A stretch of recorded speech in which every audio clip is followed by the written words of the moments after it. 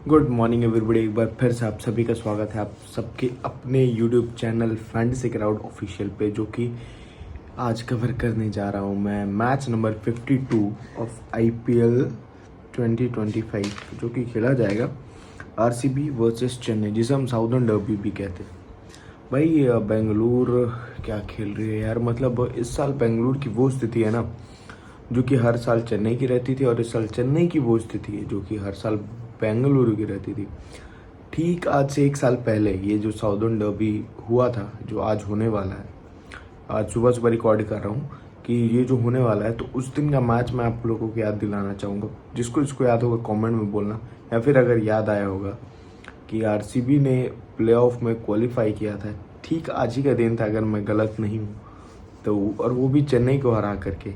और सबसे बड़ी ट्रेजेडी क्या दिन है उसमें कि चेन्नई से माही भाई ने वो छक्का मारा था, गेंद स्टेडियम के बाहर गई थी, गीली गेंद, और गेंद बदली थी। फिर यश दयाल ने सूखी गेंद से बॉलिंग की थी, माही भाई बाउंड्री लाइन पे कैच आउट हो गए थे, स्वप्निल सिंह ने कैच लिया था।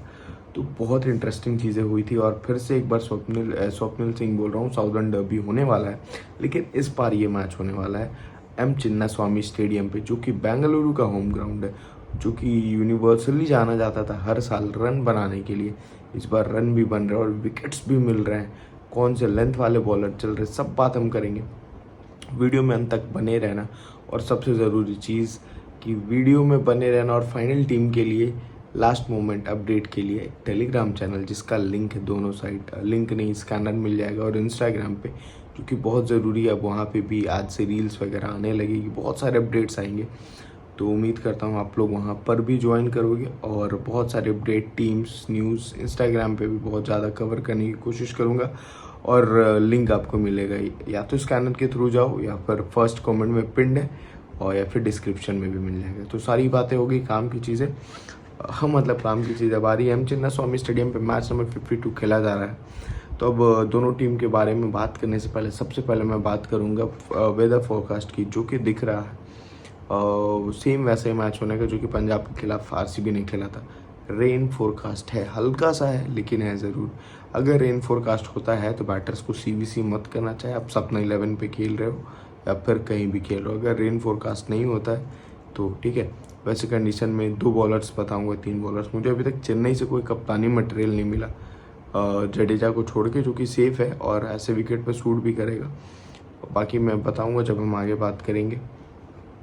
तो सबसे पहले अगर हम बेंगलुरु और चेन्नई में हेड टू हेड की बात करें तो 21-12 से आगे चल रही है चेन्नई, और ये इनका क्या बोलते हैं वो इतिहास है ना, इतिहास और कुछ नहीं। लेकिन मुझे लगता है कि चेन्नई अगर कुछ पावर बैक करना चाहेगी, कम बैक करना चाहेगी, तो शायद ये वेन्यू आइडियल नहीं है उनके लिए। भले मैंने आज येलो कलर का टी शर्ट पहना है, लेकिन स्टिल दिल आज फिर से हार सी भी कर रहा है। मतलब आरसीबी, जिसको हम लोग हार सी भी कहने लग गए थे, but still 18 season Virat Kohli के 18th नंबर, क्या आईपीएल जीतने का रीजन बनेगा? आप लोगों को क्या लगता है कि कौन सी टीम जीतेगी? मुझे लगता है कि आरसीबी जीतने वाली है फिर से, जस्ट बिकॉज चेन्नई अभी पूरा टैक्टिक्स लगा रही है, चॉपिंग एंड चेंजेस कर रही है, और कहीं ना कहीं ये गेम आरसीबी के फेवर में जाएगा। कौन से इंपॉर्टेंट प्लेयर होंगे, सब चीज़ हम डिस्कस करते हैं। चलो, तो प्रोबेबल 12 में आरसीबी की तरफ से आपको लास्ट मैच में दिखे थे कौन, जेकब बिथल खेलते हुए। भाई जितनी देर खेला बंदा, बहुत ही अटैकिंग शॉट्स खेला, और मुझे लगता है कि in place of Phil Salt RCB ने इसको मौका दे दिया तो दे देना चाहिए। फिल सॉल्ट को फीवर था, बट स्टिल चांसेस बहुत कम है, और फिर 4 दिन हो गया मुझे लगता है, और फिल सॉल्ट अब वापस आ जाएंगे। इनके टीम का प्रैक्टिस सेशन हुआ नहीं, मतलब बारिश हो गई थी बेंगलुरु में, तो इकलौता बंदा जिसने प्रैक्टिस किया छुप करके पोरिंग्स के बीच में, वो था जैकब बीथल। और भाई वो बहुत डेस्परेट दिख रहा है। शायद ये डिस्परेशन कहीं आकर्षित कर ले सेलेक्टर्स का, और या फिर मैनेजमेंट का हो, या मेंटर का हो, या कोच को, कि भाई मुझे एक मौका दो यार। मैंने लास्ट मैच में, मतलब वो कैच भी अच्छा पकड़ लिया था, शायद नीतीश राणा थे, पर पता नहीं कौन था, लेकिन कैच बहुत अच्छा पकड़ा था उन्होंने। आरसीबी का लास्ट मैच किसके साथ था? आरआर के साथ ही था ना शायद। एनीवे, जिसके साथ भी था, कैच बहुत अच्छा पकड़ा गया था। तो यहाँ पर फिर आपको दिखेंगे Virat Kohli. Virat Kohli batting first, bowling first, जो भी हो आरसीबी की स्ट्रेट फॉरवर्ड कैप्टनसी मटेरियल है। और अभी मतलब ऐसे विकेट पे, चिन्ना स्वामी के विकेट पे कैसे खेलना है, जो कि इस बार थोड़ा अलग बिहेव कर रही है। विराट कोहली ने सिखाया है सबको कि भाई बाकी सारे प्लेयर्स जो कि लास्ट मैच में आपको स्ट्रगल करते हुए दिखे, पंजाब के खिलाफ कोहली भी स्ट्रगल कर रहे थे, बट वो दिखाया है करके कोहली ने कि किस तरह से हर मैच में 50, इवन बैटिंग सेकंड चेस में भी 50 पे 50 मार रहे। तो सेफेस्ट कप्तानी मटेरियल ये है। लेकिन अगर ओवरकास्ट कंडीशन होती है तो सामने ऐसा कौन सा बॉलर है जो कोहली को भी परेशान कर सकता है। ठीक है, ध्यान रखना, एकदम एक एक बात मैं बताऊंगा, नोट करके जाना। नोट्स में इस बार थोड़ा पहले देने की कोशिश करूँगा। बहुत सारी चीज़ें हैं। और हमने जो विनिंग की भाई, मतलब लास्ट मैच में, ना मुझे दिखाने में उतना इंटरेस्ट है ना सुनाने में, बट स्टिल मैं चाहता हूँ आप लोग रिजल्ट्स भेजा करो। उसमें आप लोग थोड़ा कंजूसी करते हो, बट एनीवेज विराट कोहली का वेन्यू पे रिकॉर्ड अच्छा है, हेड टू हेड ठीक ठाक रिकॉर्ड है। और बैटिंग फर्स्ट हो या बैटिंग सेकंड, बैटिंग फर्स्ट में स्कोर ज़्यादा है और बैटिंग सेकंड में कंसिस्टेंसी ज़्यादा है। ओवरऑल इस वेन्यू पे रन्स भी सबसे ज़्यादा, करीब 3,500 रन्स है, तो 37 का एवरेज है। मुझे लगता है कि सेफेस्ट कप्तानी मटेरियल, ये तो वाइस कैप्टन तो बना के ही जा सकते हो, लेकिन अगर ओवरकास्ट कंडीशन हुआ तो मैं बताऊंगा 2-3 स्पेशल पिक्स, ध्यान रखना और करके ज़रूर जाना। ये ग्रैंड लीग के लिए बहुत अच्छा मैच है। जितने लो स्कोरिंग मैच होते हैं ना ग्रैंड लीग के लिए, स्पेशली सपना 11 में बहुत अच्छा होता है, क्योंकि वहाँ सब बैटर्स भर के आते हैं। तो थोड़ा सा ध्यान दोगे ना आप लोग, थोड़ा सा लॉजिक लगा लोगे अपना भी, तो बहुत अच्छा करके जाओगे। एक एक बात मैं बता रहा हूँ, ध्यान से सुनना। तो कोहली का वेन्यू पर रिकॉर्ड अच्छा है, 2-8 अच्छा है, लेकिन नूर ने परेशान किया। और जब तक नूर अहमद आएंगे छठे ओवर में, कोहली को मिल जाती है रिदम तब तक, ठीक है। तो थोड़ा सा कोहली के लिए सेफ अभी तक है। सैम करन ने भी ज़्यादा परेशान किया नहीं है। सैम करन को अच्छा से यूटिलाइज़ भी नहीं किया चेन्नई वालों ने। लास्ट मैच में बैटिंग से यूटिलाइज़ हुए, हमने वीडियो में भी बात करी थी। Sam Curran special grand league captain वैन रिस्की में हो सकते हैं, और कप्तानी हमने दी भी थी ग्रैंड लीग्स में, और मिनी ग्रैंड लीग में अच्छे रैंक भी आए हमारे। उसके बाद आता है पडिक्कल का नंबर। तो देखो, जहाँ अगर रेन फोरकास्टेड हो गया ना, तो पडिक्कल मुझे स्ट्रेट फॉरवर्ड फ्लॉप दिख रहा है। पडिक्कल या पाटीदार लोगे तो किसी एक को लेना, पहली चीज़। पडिक्कल लोगे तो पाटीदार की बैटिंग बहुत लेट आएगी, और लेट बैटिंग आ रही है तो पाटीदार बैटिंग नहीं कर रहे, क्योंकि आप पडिक्कल ले रहे हो तो आपकी में ये उम्मीद है कि पडिक्कल अच्छी परफॉर्म करेगा। तो पडिक्कल लास्ट बार जब इस वेन्यू पे मैच हुआ था तो अगेंस्ट आरआर, वो जो बॉलर्स थे आरआर के, मतलब वो तो परोस के दे रहे थे। और चेन्नई के पास जो स्पिन क्वालिटी वो थोड़ी अच्छी है, और जब पडिक्कल की बैटिंग आएगी, जब तक मुझे लगता है तब तक स्पिनर्स आ जाएंगे। और पडिक्कल को लास्ट मैच में लेफ्ट आर्म ऑर्थोडॉक्स ने आउट किया था, शायद पंजाब के खिलाफ मैच था, पंजाब वर्सेस आरसीबी था शायद, या राजस्थान था। पडिक्कल को आउट किया था, बॉल अंदर आई, शायद हरप्रीत बरार ने बोल्ड किया था, नहीं वो तो चेन्नई का था पंजाब के साथ। आई एम नॉट गेटिंग है पडिक्कल को आउट किसने किया था। पडिक्कल जो भी हो, पडिक्कल स्पिन के सामने आपको फर्स्ट हुए दिखेंगे, लेकिन इनका रिकॉर्ड बहुत ख़राब है, खलील के सामने भी और नूर के सामने भी। तो अगर पिच स्लो हुई, जो कि बारिश से होने के चांसेस है, अगर रेन फोरकास्ट हुआ तो पेस बॉलर्स गेम में आएंगे, तो पडिक्कल फ्लॉप होने के चांसेस रखते। बट स्टिल मेरी स्मॉल लीग टीम में है, मैंने पाटीदार को थोड़ा सा अभी बचा के रखा है, और मेरी टीम में भी नहीं है पाटीदार, क्योंकि उनका वेन्यू पे रिकॉर्ड खराब और पिच स्लोएस्ट होती जा रही है, अगर यूज्ड विकेट हुई तो, ठीक है। उसके बाद रजत पाटीदार का वेन्यू पे रिकॉर्ड ठीक ठाक है, हेड टू हेड में उतना अच्छा नहीं। अश्विन से परेशान दिखे हैं, लेकिन अश्विन आएंगे कि नहीं, बट स्टिल अपने वेन्यू पे स्लोनेस को पहचान नहीं पा रहे, और जितना टाइम मिल रहा है उतना में कुछ बड़ा स्कोर कर नहीं पा रहे। तो अगर आप पडिक्कल को ले रहे हो तो कोई मतलब नहीं बनता ही पाटीदार की बैटिंग आएगी, बिकॉज अगर पडिक्कल ठीक ठाक खेल भी गया 12-13 ओवर तक, तो टिम डेविड को प्रमोशन जनरली मिल जाता है। और टिम डेविड भाई अभी डेथ ओवर, या फिर बोलो कि फिनिशर्स में नंबर 1 पे चल रहे, छक्के मारने की सूची में 11 छक्के मार चुके हैं, और फिनिशर के तौर पे 50 भी शायद पहले बंदे जिसने लगाया ऑल टीम्स में, क्योंकि फिनिशर वाली पोजीशन पे खेल रहे हैं। क्लासन ने भी लगाया है शायद।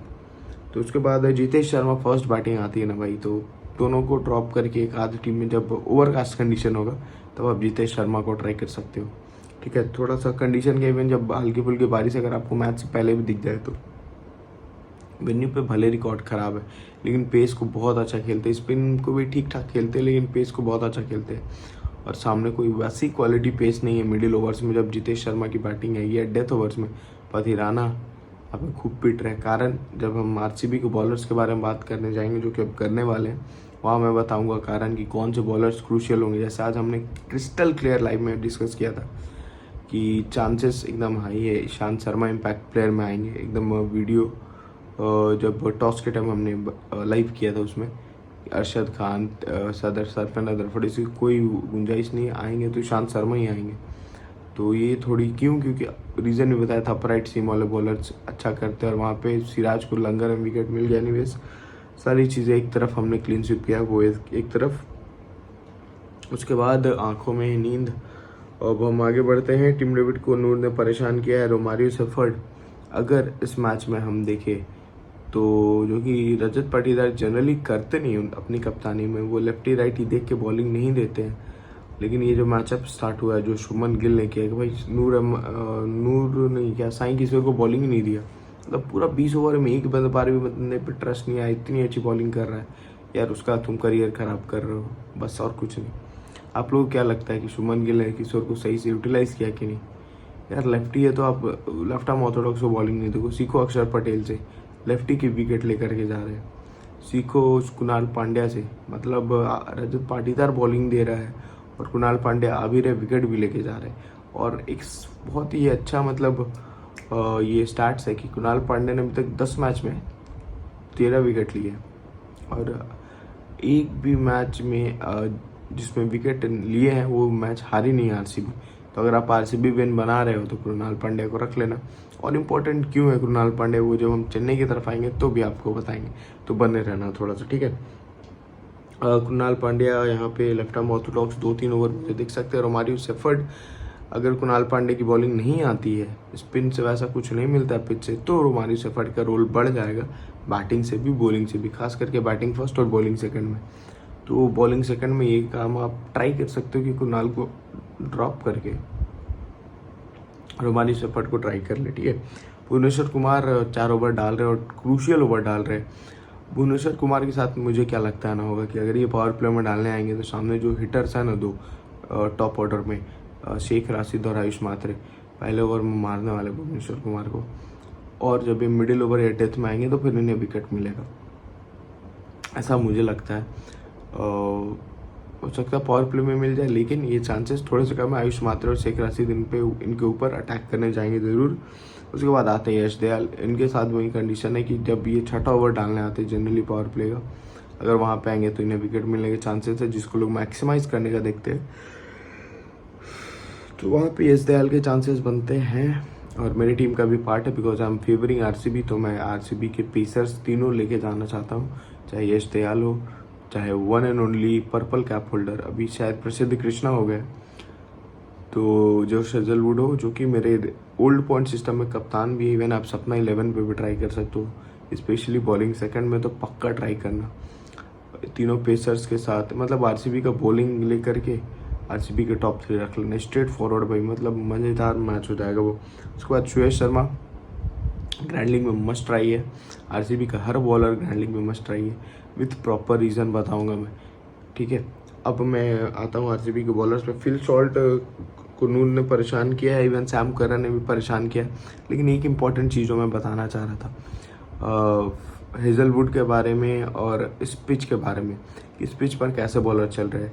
अगर आप देखो ना कि आरसीबी का जो विकेट है यहाँ पे आपने देखा कि जॉस हेजलवुड ना यॉर्क की कोशिश कर रहे हैं ना ओवर पिच डालने की कोशिश कर रही है, सिर्फ टेस्ट मैच वाली लेंथ पे फोकस कर रहे हैं।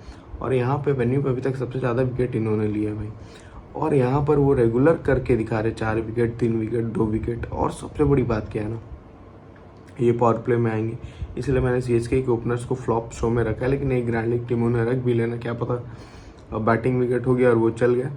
तो लेकिन स्मॉल लीग में मैंने इसलिए ड्रॉप करके दो ओपनर्स को रखा हुआ है भाई, नींद आ रही बहुत ज़ोर। लेकिन यहाँ पे हेजलवुड और यश दयाल और भुवनेश्वर, खास करके भुवनेश्वर और Hazlewood CVC material, specially bowling second मेरे पास तो हर टीम में है, लेकिन बॉलिंग सेकंड में भुवी और यश भुवी और हेजलवुड को ज़रूर ट्राई करना, ठीक है, एज अ सीवीसी। और इसकी सीवीसी में हेजलवुड और ग्रैंड लीग कॉम्बिनेशन में हेजलवुड और कोहली एक बहुत ही अच्छा और यूनिक पेयर बन सकता है अगर आप मिनी ग्रैंड लीग्स खेल रहे हो तो, ठीक है। उसके बाद आरसीबी के बॉलर्स इंपॉर्टेंट है बिकॉज चेन्नई की टीम जो है स्पिनर्स को भी विकेट दे रही है, शॉर्ट बॉल डालने वाले बॉलर्स को भी दे रही है। तो Bhuvneshwar just because of his death bowling skills Hazlewood must pick, मतलब मस्ट पिक, ठीक है। और आरसीबी की तरफ से मेरा मस्ट पिक में अभी तक हेजलवुड है, भुवनेश्वर है और कोहली है, ठीक है। बाकी मैंने किसी के ऊपर इतना फोकस नहीं किया।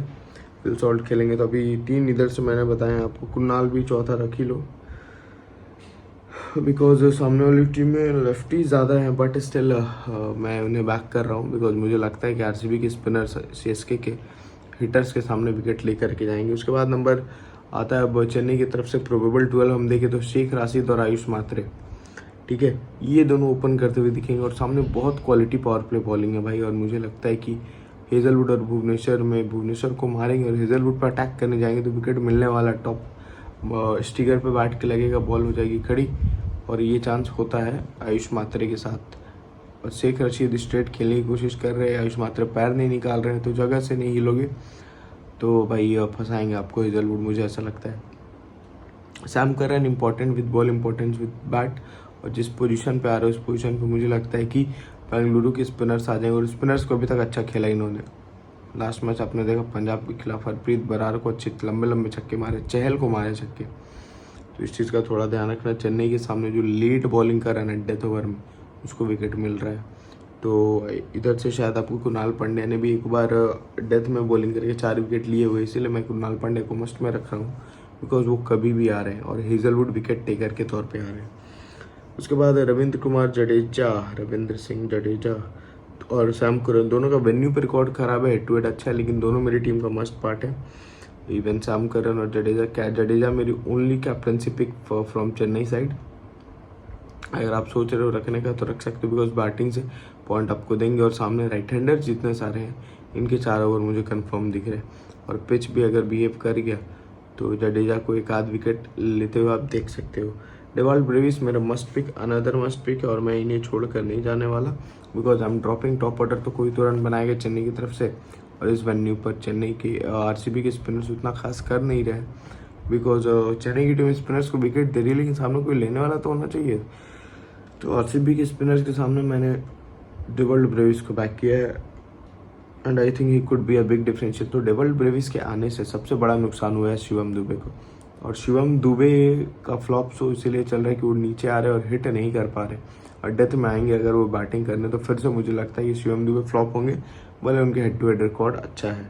उसके बाद नंबर आता है दीपक हुडा का। भुवनेश्वर कुमार ने इन्हें परेशान कर रखा है। रविंद्र जडेजा को लेफ्ट आर्म ऑर्थोडॉक्स ने परेशान किया, सामने कुणाल पांड्या है और तो कोई वैसा है नहीं। Yes they left arm pacer है, तो थोड़ी सी दिक्कत हो सकती है। जैसे फिल सॉल्ट को आपको पता है लेफ्ट आर्म पेसर्स ने परेशान कर रखा था, अर्शदीप सिंह हो गए, और लेफ्ट आर्म पेसर में अर्शदीप के अलावा मुझे कोई नाम याद नहीं आ रहा यार, गजब है।